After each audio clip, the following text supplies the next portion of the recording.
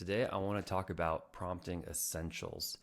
This is something that I find is important and more important the more AI projects I do to understand just these basic concepts. And I've definitely learned some things along the way, so I want to share those with you. So next, you got to select a large language model. And now, which model you use? That's kind of there's a couple things to consider here, but here's what I suggest. The first thing I'd suggest is you start with a powerful model and then dial it back. So start with GPT 4o. That's probably one of the most powerful models today at the time of this recording. Or use Anthropic Sonnet 3.5, something really, really strong.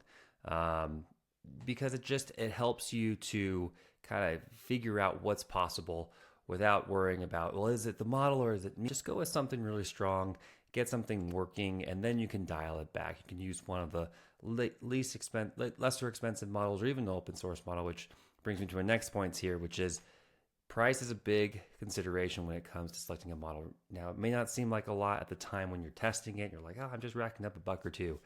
But if you're going to scale something, it's going to be a big consideration to in regards of how much things cost.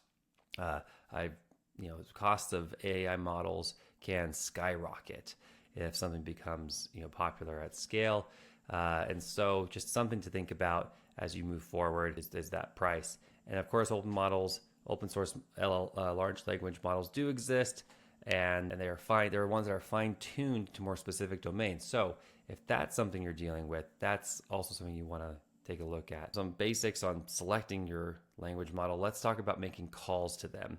Now, it's interesting because every language model is going to be a little bit different, but generally speaking, here's one of the considerations to make, and that is your message object. Now, your message object is what you actually send as like the prompt, right? It actually might be multiple prompts or multiple messages in an array that you send up to the language model.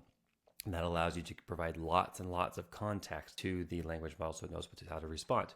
So, message object. You're going to send a bunch of these, but every message object needs two things. One's a role and content. So, what's a role? Well, a role specifies who is sending this message.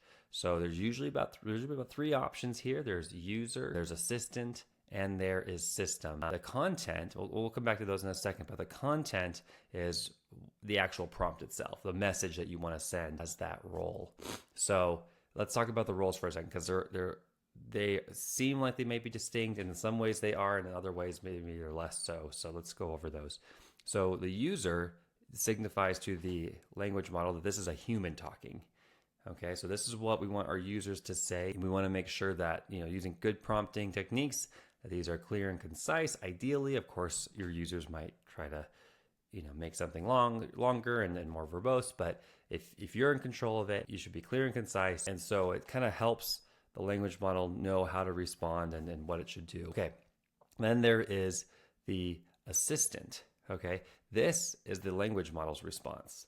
All right, so you're going to have user messages that are from a human. You're going to have assistant messages, and that's going to be from your language model. And you can actually group these together. And it's interesting because you can actually have this history of conversation saying the user said this and the assistant said that, user said this, assistant said that, and then user says this, and send all of that up. And a language model can read that and go, okay, here's the conversation in its entirety. The language model might see that it already talked about point X. And so now it's going to talk about point Y instead, because it can see that whole history and get that all in there. Very, very useful for language models to know all that context. This last one is so interesting to me, and I'm glad that they put this in, and that's the system role. So what's the system role? It provides high-level instructions to the language model. It's not really it's like a conversational piece per se, but it's kind of your way as the developer it's supposed to do. Think of it as a guidepost, right? Saying, you should respond like a pirate, which is a common example that we see a lot, just in examples in general, not so much in the real world. But, you can say, talk like a pirate. And then even the user could say, talk to me like I'm a 5-year-old and I'm learning this for the first time. And it'll still respond like a pirate because the system message tends to override the user message. So that's a very useful tool for developers because we can kind of set these rules up and say, don't listen to the user. If they try to tell you something different than this, do this. Now, can a user override it? Yes. It takes a lot of work for the user to get to that point. I'm talking like hundreds of examples, inputs, outputs to get the LM to do something different, but a typical user wouldn't. And so you can control the outputs a little bit more with that. Okay. All right. Let's go see this in action. Okay. So what I have here is a really simple news summarizer. So what I've done is I first grabbed an article up here, and I put this here as a URL. I get it. I pull it down. I grab the content of the article, and this is all just very simple news scraper. And then we come down here, and this is what is probably more interesting to you here, is we have our OpenAI client here set up. And then we have this call here that lets us pass it messages. Now this might be a little different depending on which LLM you're using, or maybe you're using a framework like LangChain or Llama Index, but I wanted to show you what it looks like just calling directly to one of these LLM providers here.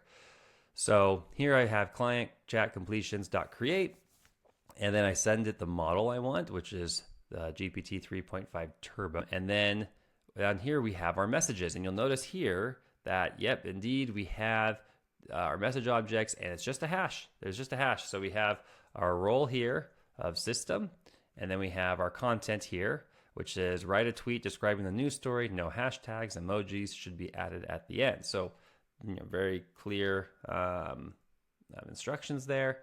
And then we have our user here that says write a Reader's Digest version of this article. So this, what I've done here is interesting, as I want to show you a point where the system said write a tweet, and what the user says is write a Reader's Digest version of this article. So now we have two competing messages here, right? The system says do this, the user says do that. Yeah, they're similar, right? They're fairly similar. A tweet versus a Reader's Digest, you're kind of getting a summary of some sort. But who's going to win out, right? So let's go ahead and come down here, and we will see who does win out. So I'm just going to hit this guy here. I'll pull this up a little bit, and it's running through. And sure enough, we have the chat completion message here. If I skip ahead a little bit, you'll notice the role is assistant. So we know this is coming from the LM. And we have Paramount and Skydance strike merger deal, sparking fears of fewer films.